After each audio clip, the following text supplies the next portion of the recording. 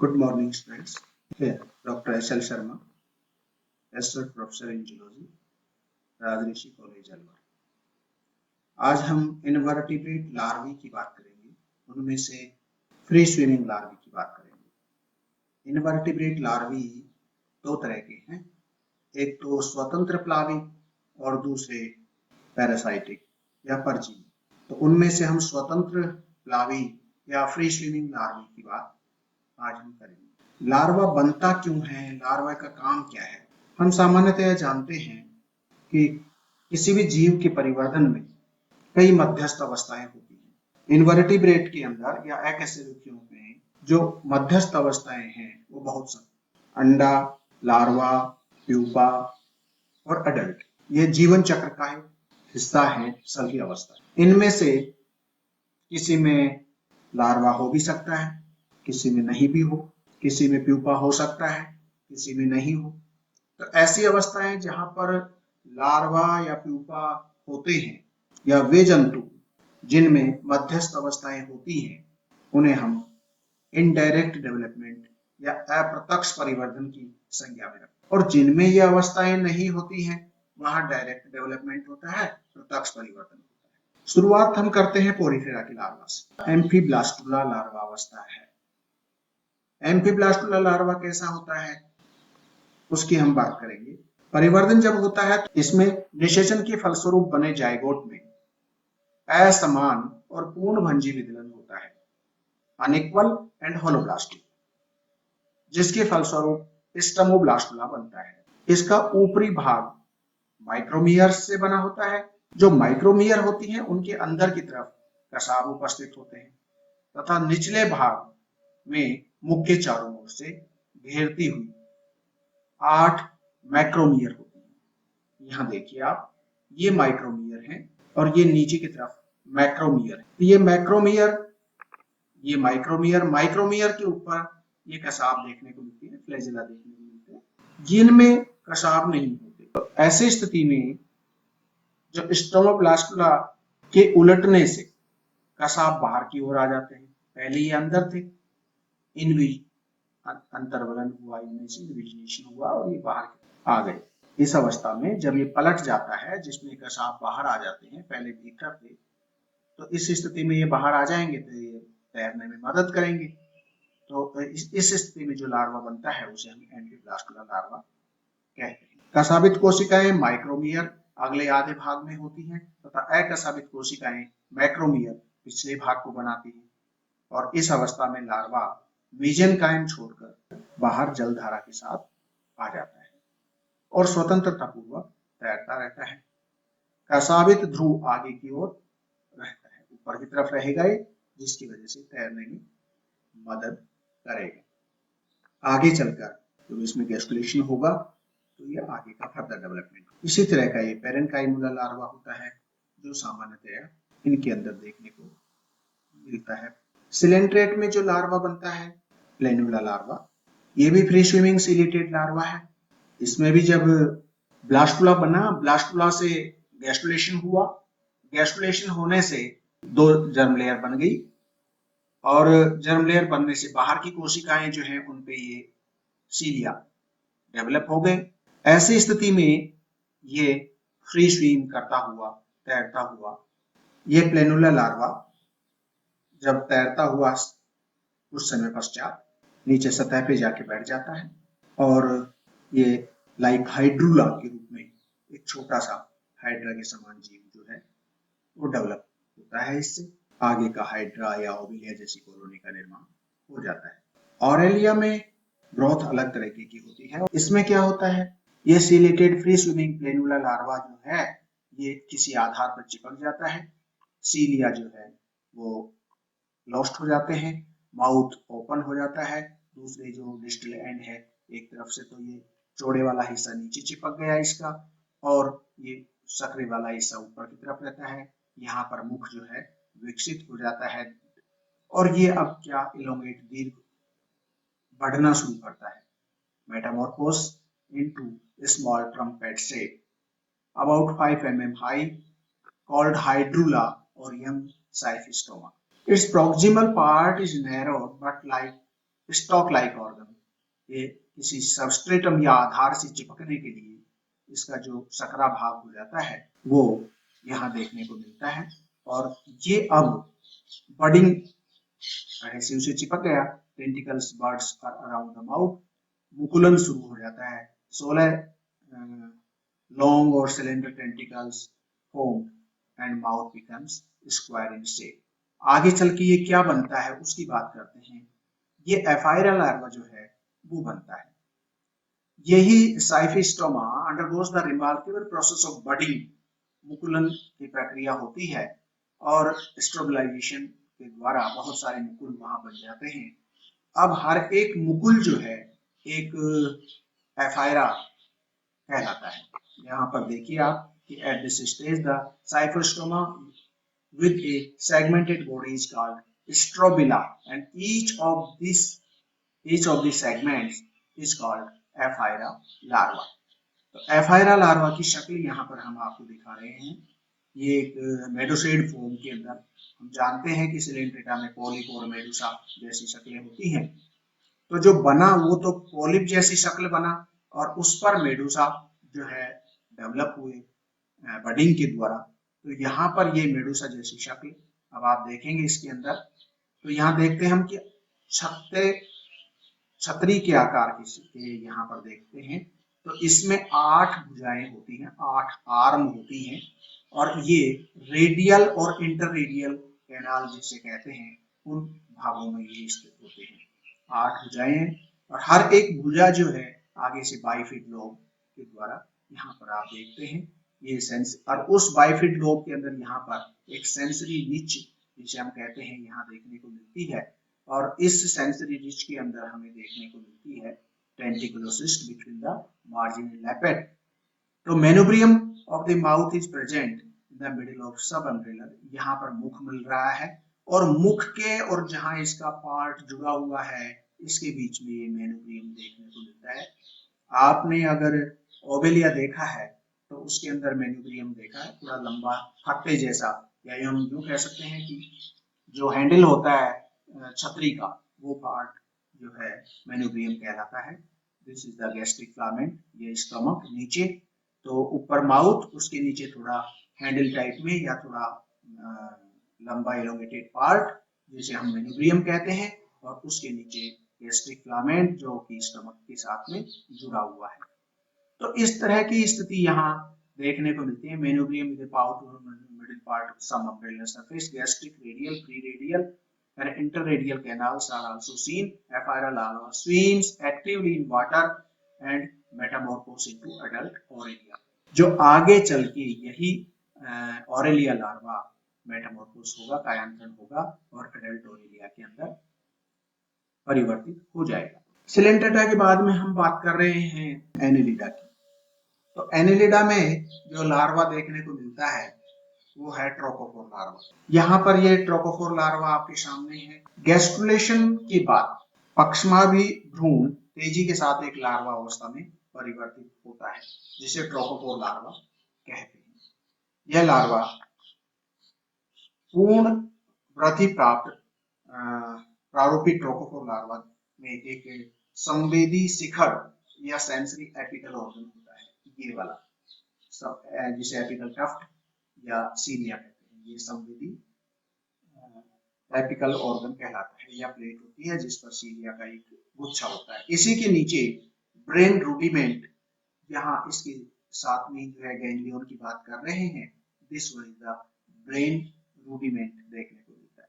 इसकी शक्ल आप अगर ट्रोकोफोर लार्वा की देखेंगे तो ये मानो जैसे है हेलमेट जैसी शक्ल देखने को मिलती है। यहाँ से गर्दन फंसा दिया, इसके चारों तरफ ये प्रोटेक्शन है और सामने से ये अलग से शीशा माउथ की, उस तरह की यहाँ पर ये टोपीनुमा संरचना आपको देखने को मिलेगी। लेकिन जब हम इसकी वास्तविक संरचना में देख रहे हैं तो इसमें सबसे पहली बात तो एक सेंसरी एपिकल ऑर्गन देखने को मिलता है या प्लेट होती है जिस पर एक सीलिया का गुच्छा होता है और इसी के नीचे ब्रेन रूडिमेंट उपस्थित होता है जिससे कि गैंग्लियन का विकास होगा। और इसी के पास एक आई स्पॉट होता है। परिवर्तन के 24 घंटे पश्चात ही ट्रोकोफोर की संरचना प्रकट होने लगती है और इस अवस्था में भ्रूण का आकार टोप के समान हो जाता है। ठीक विषुवतीय रेखीय भाग में लार्वा के चारों ओर पक्षमाभी, ये वाला जो पार्ट है यूं इक्वेटोरियल पार्ट पे अगर हम देखें तो इसमें दोनों तरफ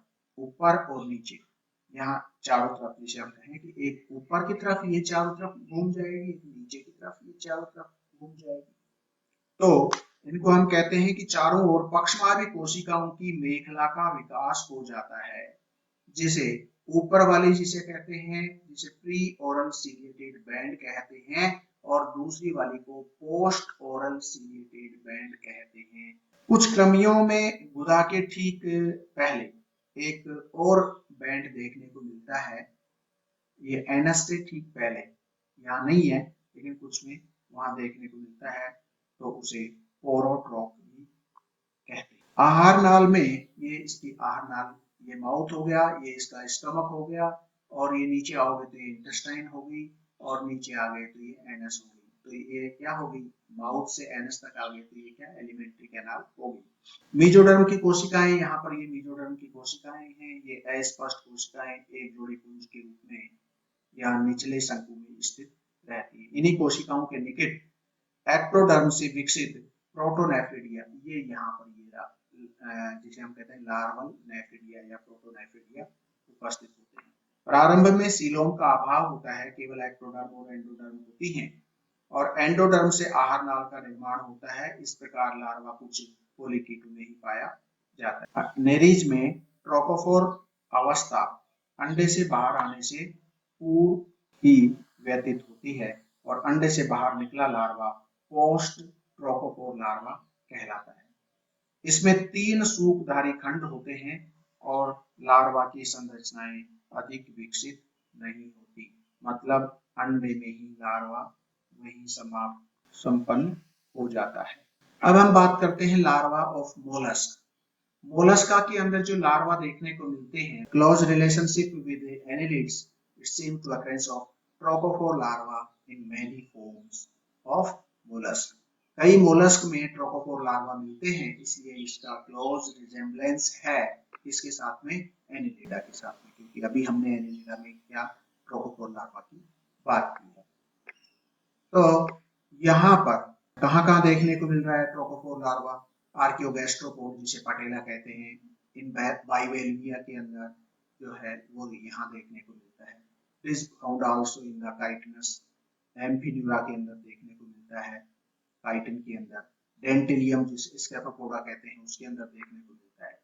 तो this larva is rapidly transform into more complex stage, the veliger larva which is particularly characteristics of gastropoda and bivalve।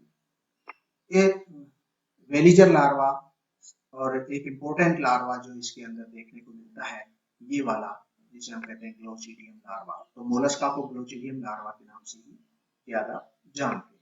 ये वेलिजर लार्वा, ये वेलिजर लार्वा है, जिसके अंदर शक्लें इसी तरह से हैं, लेकिन इसका परफेक्शन अलग तरीके से है। और यहाँ पर ये 2 लोब देखने को मिलती है, सीलेटेड लोब देखने को मिलती है, मिडिल में जो है प्रोजेक्शंस देखने को मिल रहा है। तो ये वेलिजर लार्वा की बात करते हैं। तो in the prototroch the anterior side of the paired ciliated lobe and arrangement of the considerably increase and support give the larva and make for the more vigorous and controlled locomotion। ये जितने भी सीलिया उपस्थित होते हैं वो गमन के लिए काम आते हैं। तो development of explain by the advanced stage of differentiation reached by the veliger, it has something like form of mollusk or have a shell, mantle cavity and beginning of the foot and sometimes bearing an operculum। यहाँ पर ये देखिए कि ये foot जैसी structure जो हम बीज की बात कर रहे हैं, ये 2 शैल या जैसे कपाट जैसी बात कर रहे हैं, ये यहाँ देखने को मिलता है, इसलिए इस तरह की स्थितियां देखने को मिलती हैं। तो ये वेलिजर लार्वा की बात यहाँ करते हैं।